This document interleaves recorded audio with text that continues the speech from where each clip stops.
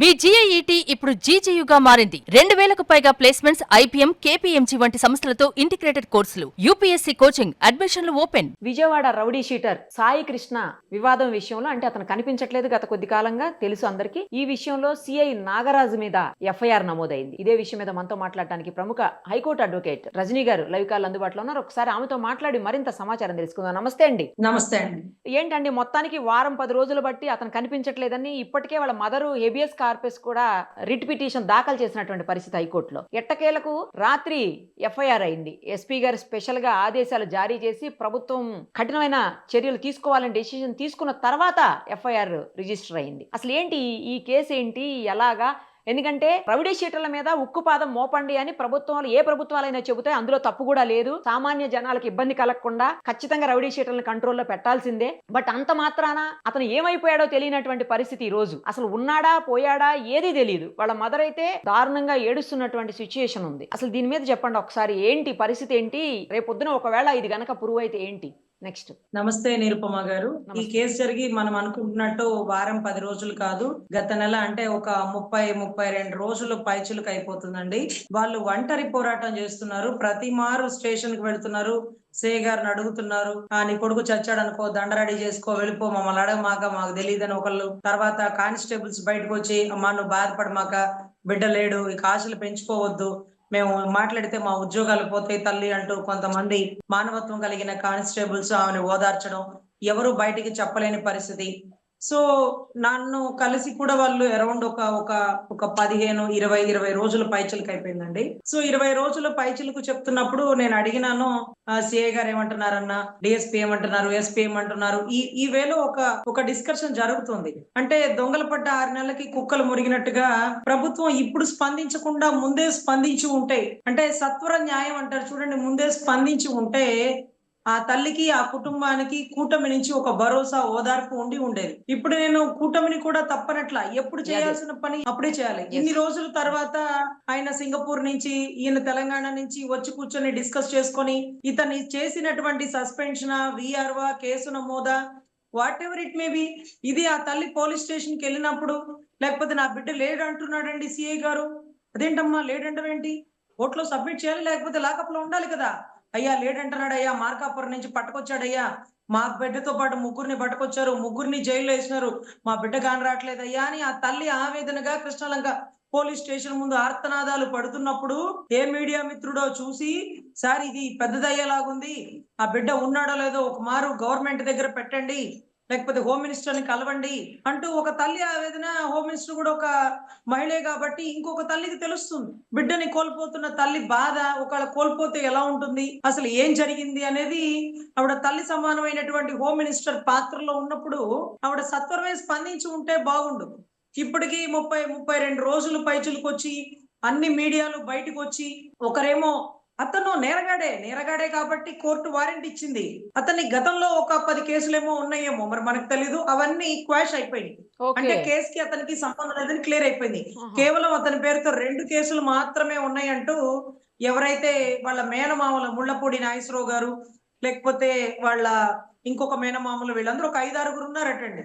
వీళ్ళందరూ open challenge చేస్తున్నారు. ఇప్పుడు ఒక నేరగాడిని అయినా సరే మనకి చంపే అధికారం లేదు. 22 నోరు మూసుకొని మన పరిధి ఏంటంటే కోర్టుకి సబ్మిట్ చేయడమే. ఇలాంటప్పుడే చెప్పాల్సి వస్తుందండి, కుక్క పని కుక్క చేయాలి, గాడిద పని గాడిద చేయాలి. ఎవరి పని వారు చేయకుండా యజమానిని ఇంప్రెస్ చేయాలనుకుంటా గనక, అసలు కోర్టులు ఉన్నాయి కదండి, కోర్టులు చూసుకుంటాయి కదా. మీ పరిధి ఎంతవరకు అరెస్ట్ చేసేది, కోర్టుకు సబ్మిట్ చేసేది అంతవరకే కదా. అదేనండి, యజమానిని ఇంప్రెస్ చేయడం కోసం గాడిద కుక్కలాగా పని చేస్తానంటూ మొరిగితే యజమాని బాగా కొడతాడు చూడండి. అంటే నీ పని నువ్వు చేయాలి, అవతలోడి పని చెయ్యకు అన్నట్టుగా ఈ రోజు అంటే స్టేషన్ పరిధి దాటి, రాజకీయ నాయకుల పరిధి దాటి కోర్టు మెట్లు ఎక్కేసినారు. ఇక మీరు సస్పెండ్ చేసే అధికారం లేదు, మీకు విఆర్ పెట్టే అధికారం లేదు. మీరేంటో మర్డర్ కేసు 302 పెట్టినారట. ఇక అయిపోయింది మీ పాత్ర. మీరేముంది పెట్టేది? హైకోర్టు తలుచుకుంటే కృష్ణలంక పోలీస్ స్టేషన్ మొత్తాన్ని లేపి పక్కన పడేస్తారు. ఎందుకంటే ఆ స్టేషన్ లో జరిగినప్పుడు ఎవరో ఒకడన్నా రెస్పాండ్ అయి ఉంటే అతని ప్రాణంతో మిగిలి ఉండేవాడు. సార్ భలే వాళ్ళు అలా కొడుతున్నారేంటి సార్ వద్దురు సార్ ప్రాణం పోతుంది సార్ అని ఆపాలా. ఎందుకంటే ఈ మధ్య ఇన్స్టాగ్రామ్ లో ఒక బిడ్డ వచ్చినాడు, నిన్న మొన్నట్టు ఆ వీడియో, అతను చెప్తున్నాడు, ఏదైతే సాయి కృష్ణ కొట్టినప్పుడు నేను అక్కడే ఉన్నానండి, నన్ను బయటికి పంపించేస్తున్నారు సీలింగ్ కి ఏలాడదీసి. అంటే కాళ్ళు పైన తల కింద ఏలాడదీసినప్పుడు ఆ సీలింగ్ కూడా పడిపోతుంది చూడు అనే పరిస్థితికి వచ్చినప్పుడు కూడా వాళ్ళు కొట్టడం ఆపలేదండి, అరాచకంగా కొడుతున్నారు. చచ్చిపోవాలనిపిస్తుంది ఆ దెబ్బలు తినే బదులు అనే పరిస్థితిలో ఒకతను పురుగుల మందో ఏదో గుళికలు వేసుకుంటూ చనిపోతున్న వీడియో సిఐ నాగరాజు వల్లే అని చెప్పినారు. ఇంకొక అతను ముందే మమ్మల్ని కొట్టినాడండి, నన్ను బయటికి పంపించినారు, అతను ఏం చేసినారో నాకు తెలీదు, అతను అప్పటికే కొలాప్స్ అయిపోయి ఉన్నాడు అని కూడా ఒక ఎవిడెంటరీ చెప్పారు. సో అంత బలంగా దెబ్బలు కొట్టాడు, సిఐ హ్యాండ్ ఓవర్ లోనే ఉన్నాడు అన్నప్పుడు 15వ తారీఖు వాయిదాకి కోర్టుకు వారు చెప్పిన మాట మరికొద్దిగా సమయం ఇవ్వండి అతన్ని కోర్టులో ప్రొడ్యూస్ చేయడానికి అని కూడా చెప్పడం జరిగింది. కానీ మరికొద్దిగా సమయం దేనికి? ఆ పేరెంట్స్ తో పంచాయతీ చేసుకోవడానిక, క్యాష్ డీలింగ్స్ మాట్లాడుకోవడానిక? తప్పు కదా. కళ్ళ ముందు బిడ్డను కోల్పోయిన తల్లితో నువ్వు మోకరిల్లిచ్చి తల్లి అనుకోకుండా జరిగిన తప్పు అంటూ నువ్వు నీ కుటుంబం క్షమాపణ అడిగితే ఆ తల్లి క్షమిస్తుందేమో. అది వదిలేసి 50 లక్షలు పడేస్తా, 20 లక్షలు పడేస్తా, అవసరమైతే కోటైనా పడేస్తానంటూ పిచ్చి మాటలు మాట్లాడుతుంటే అది ఎలా ఉంటదంటే పొగరుగా ఉంటదండి. బాధలో ఉన్న తల్లికి నువ్వు ఓదార్పు నవ్వాలి, కానీ నువ్వు రేట్లు మాట్లాడుకుంటూ అసలు కోట్లు ఇచ్చినా కూడా మనిషి ప్రాణం తిరిగి వస్తుందా ఏంటండి? కొడుకు ముందు అవన్నీ అవసరమా? అసలు అవన్నీ ఎక్కువ కాదు కదా ఆమెకి. ఒకటి నిరుపమ్మ గారు, 2019 నుంచి మనం ఇద్దరం ట్రావెల్ అవుతున్నాం, మీరు నన్ను చూస్తున్నారు.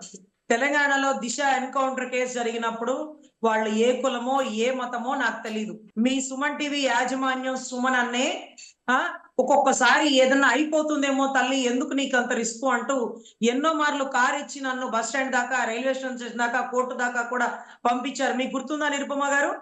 అదే మాదిరిగా ఆ 4 కుటుంబ సభ్యులు మీ సుమన్ టీవీకి వచ్చినప్పుడు సుమన్ అన్న వాళ్ళకి చెక్ కూడా ఇచ్చారు, వాళ్ళ భార్యతో చెక్ ఇప్పించారు. మీకు గుర్తుందా? అమౌంట్ నా చేతులతో నేనే ఇచ్చిన. అది మీకు గుర్తుంది కదా. అంటే అక్కడ కులం చూడలేదు, మతం చూడలేదు, ప్రాంతం చూడలేదు. ఇంకొకటి ఏంటంటే మీ తెలంగాణ రాష్ట్రం మొత్తం ఈ కేసు తీసుకోకూడదని నిర్ధారించుకున్నాక ఆంధ్ర నుంచి నేను వచ్చి అక్కడ వాళ్ళ ఏదైతే మక్తల్ నారాయణపేట జిల్లాకి వెళ్ళి అక్కడి నుంచి సుప్రీంకోర్టు మెట్లు దాకా ఎక్కించి ఆ కుటుంబానికి న్యాయం జరిగే వరకు మనం చేసిన పోరాటానికి గల కారణం ఏంటంటే ఆ తర్వాత ఒక్క ఎన్కౌంటర్ కూడా జరగలేదు మీ తెలంగాణ రాష్ట్రంలో, అవునా కదా? సో అదే మాదిరిగా లాకప్ డెత్ కూడా అండి. ఎన్కౌంటర్ అన్నా చాలా ఈజీగా చేసేస్తారు, ఎందుకంటే కోర్టులో తప్పించుకోవచ్చు. అవతల వాడు మా మీద దాడి చేస్తుంటే పెను దాడికి మమ్మల్ని మేము కాపాడుకోవడం కోసం షూట్ చేసినామండి అని వాళ్ళు చెప్పుకోవడానికి ఛాన్స్ ఉంటుంది. కానీ లాకప్ డెత్ లో డీకే బస్సు గైడ్ లైన్స్ ప్రకారం ఎవరైతే ఒక కస్టడీలో ఉన్న ముద్దాయిని హాస్పిటల్కి వెళ్ళి టెస్ట్ చేయించుకొచ్చి జైలుకి పంపిస్తారు. కస్టడీలో ఉన్న ముద్దాయికి ఏదైనా కన్సర్న్ అధికారి పూర్తి బాధ్యత, అతని ఉద్యోగం రిమూవల్ ఫర్ సర్వీసు, వీటితో పాటు 302 పనిష్మెంట్, మర్డర్ కేసుకి సంబంధించిన section. So Telangana Disha encounter లో కూడా పాల్గొన్న 9 మంది మీద వాళ్ళ ఉద్యోగాల నుంచి రిమూవల్ ఫర్ సర్వీస్ చేసి supreme court N V Ramana chief justice గారు ఐపీసీ సెక్షన్ 302 కట్టినారు, అంటే మర్డర్ సెక్షన్ కట్టారు. ఎన్కౌంటర్ ఫేక్ అయినప్పుడు నువ్వు కావాలని షూట్ చేసినట్టే కదా, అక్కడన్నా తప్పించుకోవడానికి ఛాన్స్ ఉంటుందండి.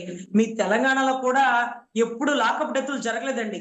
మా ఆంధ్ర రాష్ట్రంలో కూడా రంగా గారి టైంలో ఒక నేవీ ఆఫీసర్ మురళీధర్ అనే వ్యక్తి, కేరళకు సంబంధించిన వ్యక్తిని ఇదే కృష్ణలంకో మరి ఇంకేదో పోలీస్ స్టేషన్ లోనో లాకప్ డెత్ చేసినారు. అప్పుడు రంగా గారు గట్టిగా పోరాటం చేసినారు. ఒక దొంగతనం చేసినారనేది ఒక రిక్షా వాడిని తీసుకొచ్చి ఆ పోలీస్ ఆఫీసర్ కుక్కను కొట్టినట్టు కొక్కితే చచ్చిపోయాడు. చచ్చిపోతే ఆయన రంగా గారు అడిగినారట, అరే అలా ఎలా చంపేస్తారు మీరంటే, వాడు దొంగలే రంగా, ఆ సిఐ గారు 4 దెబ్బలు ఎక్కువ కొట్టారు, చచ్చిపోయాడు. ఏముందిలే, అదేంటండి, దొంగ అయితే మారతాడు, ఒకడు తప్పు చేస్తే మీరు జైల్లో పెట్టండి, మీరు ఎవరు చంపడానికి అంటూ ఒక కనీసం రిక్షా వాడు అని పక్కన పడేయకుండా అతని వెనకాల ఎవరుంటారులే అనుకున్న సిఐకి మేమంతా నిలబడతాం, మేమంతా కార్మికులం శ్రామికులం అంటూ విజయవాడ అంతా కర్ఫ్యూ చేసేసి ఆ పనిష్మెంట్ ఎవరైతే సిఐకి పనిష్మెంట్ పడింది ఆ కుటుంబానికి నష్టపరిహారం కలిగిందండి. అంటే సాధారణ పౌరుల వెనకాల కూడా పోరాడగల నాయకుడు పుట్టి పెరిగినటువంటి ఏదైతే విజయవాడ పరిసర ప్రాంతాల్లో వంగవీటి రంగా గారి అంశతో ఈ రోజుకి ఎప్పుడు లాకప్ డెత్ అనేది మేము చూడలేదండి. అప్పుడు 2 తెలుగు రాష్ట్రాలు కలిసి ఉన్నాయి కాబట్టి ఆంధ్రాలో ఎప్పుడు లాకప్ డెత్ లేదు. మళ్ళీ తర్వాత కొత్తగా ఈ రోజు ఏంటంత ధైర్యం? ఉద్యోగాలు పోతాయని తెలీదా? మర్డర్ సెక్షన్కి వెళ్ళి లోపలికి వెళ్ళిపోతారని తెలీదా? డబ్బులు ఇస్తే అందరూ లొంగిపోతారా? అరే చాలా దారుణం. కుక్కను కొట్టినట్టు కొట్టేసి ముట్లూరు పరిసర ప్రాంతాల్లో మీకు ఎంపీటీసీలు జడ్పీటీసీలు ఇస్తాం, కేసు కట్టకండి, చూసి చూడనట్టు పోండి, తిరుగుబాటు చేయకండి అంటే అక్కడ కామ్ అయిపోయారు కదా అనేసి ఓకే రేపు చంపేసినా కూడా అడిగేవాళ్ళు లేడని ఈ రోజు లాకప్ డెత్ అయిపోయింది. ఈ రోజు కూడా ఆ ఇంటికి కబుర్లు పంపిస్తున్నారు తదితర ఇన్ఛార్జీలతో 50 లక్షలు. పాపం సీఏ మంచివాడేనండి, సీఏ మంచివాడే. అతను వచ్చాక ఎంతో మాదిరిగా గంజాయి, అక్కడక్కడ ఉండే గంజాయి కూడా చాలా కంట్రోల్ అయింది. చాలా కరెక్ట్ పర్సన్ అని మనం కూడా ఒప్పుకుందాం. కానీ మితిమీరినటువంటి కోపం అవతల వాడి ప్రాణం పోతుందంటే తప్పేగా. అది అనుకోకుండా జరిగిన ఘటన అయితే నువ్వు తప్పు చేశావని ఆ తల్లి కాళ్ళ మీద మోకరిల్లిచ్చి నన్ను క్షమించు తల్లి అంటూ ఆ బిడ్డ శవాన్ని అప్పచెప్తే ఆ తల్లికి కనీసం ఆఖరి చూపులన్నా దక్కును కదా. నువ్వు ఏ ధైర్యంతో దాన్ని తగలబెట్టేసి బూడిద చేస్తావు? ఎంత తప్పు, ఎంత పాపం, ఎంత క్షమించరాని నేరం అది. ఆ తల్లికి గర్భశోకం ఎంత ఉంటుందండి. ఒక తల్లికి ఆడపిల్లలు మగపిల్లలు ఎంతమంది ఉన్నప్పటికీ ఆ తల్లి ప్రేమ అంతా మగపిల్లవాడి మీదే ఉంటుంది కదండి. మీకు తెలుసు కదా, మనం మాతృత్వంలో ఉన్నాం కాబట్టి మనం 100%. నాకు ఒక ఆడపిల్ల, నాకు ఈ రోజుకి మగపిల్లోడు అంటే ఎంత ఇష్టమో. తల్లికి తన ప్రాణం పెట్టినట్టు ఉంటది మగబిడ్డ అంటే. మంచివాడా చెడ్డవాడా తల్లికే ఉంటదండి. అలాంటిది నా బిడ్డని కళ్ళ ముందు చంపేస్తున్నారు అని తెలిసి ఆ తల్లి ఆర్తనాదాలు రాష్ట్రం అంతా గగ్గోలైపోయిందండి. నెల రోజుల తర్వాత నేనేమంటున్నానంటే, నెల రోజుల ముందే ఆ తల్లి బాధపడుతున్నప్పుడే స్పందించి ఉంటే ఈ రోజు కూటమికి తలవంపులో చెడ్డ పేరో రాదండి. ఈ రోజు ఏ ధైర్యంతో సీఐ చేసినాడు. ఇంకొకటి ఓపెన్ గా నిరుపమ్మ గారు, దీంట్లో కులం అనేది తీసుకురాకూడదు, తప్పు. సరే అప్పుడు ఏం చెప్పాలా? కాపు ఓటింగ్ చాలా నీడు, 2 పార్టీలకి నీడు, 2 కులాలకి బలం కాపు సామాజిక వర్గం. అటువంటి సామాజిక వర్గం బలంగా ఉండి రంగా గారు పుట్టి పెరిగినటువంటి ఏరియా కృష్ణలంక విజయవాడ పరిసర ప్రాంతాల్లో ముళ్ళపూడి నాగేశ్వరరావు అని రంగా గారితో పాటు కలిసి ధర్నాల్లో ఉండి జైల్లో ఉన్న వాళ్ళ మేనల్లుడిని ఈ రోజు ఇలా జరగడం అంటే అది తిరుగుబాటు అవుతుందని కనీసం ఎక్స్పెక్ట్ చేయాలి కదండి. ఎంతమంది సిఐ గారి వల్ల చనిపోయారంటూ ఒకళ్ళ తర్వాత ఒకళ్ళు వీడియోలు ఇస్తుంటే అది చాలా ఖండించదగిందండి. ఇప్పుడు నేను సిఐ కరెక్ట్ కాదు, వీళ్ళు కరెక్ట్, ఇవన్నీ కాదండి. నువ్వు చేసింది తప్పు, అక్షరాల తప్పు, అది చట్ట విరుద్ధం. అలా చేసే ధైర్య సాహసాలు మీరు చేయకూడదు. ఒకళ్ళని పెంచి పోషిస్తే రేపు అన్ని స్టేషన్లో ఇదే లాకప్ డెత్ అవుతుంది. ఆ రోజు కూడా రంగా గారికి చెప్పింది ఏంటంటే, అక్కడుండే ఎస్పీ వ్యాసు గారికి రంగా గారికి శత్రుత్వం ఈ కేసులో బాగా బలపడింది. చచ్చినోడు ఎవడో కేరళ వాడు, మురళీధరు, నీకెందుకు రంగా, మనకేం పని, మనోడు కాదు కదా అంటే, మనోడు కాదు అనక మన ఏరియాలో జరిగింది. ఎవరిదైనా ప్రాణమే. మన ఏరియాలో జరిగినప్పుడు మనం చూసి చూడట్టు పోతే రేపు మనకు తెలిసిన వాళ్ళని కూడా ఎంతో మంది చంపేస్తారు. ఈ రోజు ఒకటి మరణానికి కారణం తెలుసుకోకపోతే, ఒకటి మరణానికి మనం రణంగా దిరక్కపోతే, తిరుగుబాటు చేయకపోతే రేపు ఎన్నో మరణాలు ఇదే విజయవాడ నుంచి ఉద్భవిస్తాయి. ఈ లాకప్ డెత్ కి అడ్డు అదుపు ఉండదు అంటూ తిరుగుబాటు చేసి మొట్టమొదటిగా ఎస్పీ వ్యాస్ గారికి బాగా శత్రుత్వం అయిపోయిందండి. ఆయన చావుకు కూడా కారణాలు ఇటువంటి ఘటనలే. సో ఖచ్చితంగా ఇక్కడ ఎవరైతే ఈ చావుకి కారణం అయ్యారో వాళ్ళకి ఖచ్చితమైన శిక్ష పడాలండి. ఇప్పుడు కోర్టు పరిధిలో ఉంది కాబట్టి 29 వాయిదా ఉంది. వాయిదాకి కోర్టు ఇచ్చే తీర్పు మేరకి స్టేషన్ మొత్తాన్ని సస్పెండ్ చేస్తుందా, పైనుండే అధికారులను సస్పెండ్ చేస్తుందా, వీటన్నిటికంటే మించి సిబిఐ ఎంక్వైరీ వేయాలి. ఎందుకంటే చనిపోయిన వ్యక్తిని హాస్పిటల్ కి తీసుకువెళ్ళి అక్కడ చచ్చిపోయాడని నిర్ధారించుకొని అట్నుంచి అటు బండి మీద తీసుకెళ్ళి శ్మశానం దగ్గర తీసుకెళ్లి లేకపోతే అక్కడ బూడిద చేసేసినారని స్టేషన్ మొత్తం ఉన్నటువంటి సీసీ కెమెరాలు ఎందుకు ఆగిపోయినాయి, ఆ టైంకే ఎందుకు పనిచేయలేదు, లోపలికి వెళ్ళడం వరకే ఉంది, బయటికి రావడం లేదేంటి అంటే, బయటకు వచ్చేటప్పటికి కెమెరాలు ఆఫ్ చేసి ఎలా తీసుకుని వెళ్ళారు, ఇవన్నీ కూడా త్రూ ఎవిడెంటరీకి కోర్టుకు సబ్మిట్ చేయాల్సినటువంటి బాధ్యత తదితర అధికారుల మీద ఉంటది నిరుపమ గారు. ఇది పూర్తిగా చట్ట విరుద్ధం. మనం అందరం పార్టీలకు అతీతంగా ప్రజాస్వామ్యంగా మనం ఖండించాల్సిందే. రైట్ అండి, థ్యాంక్ యూ.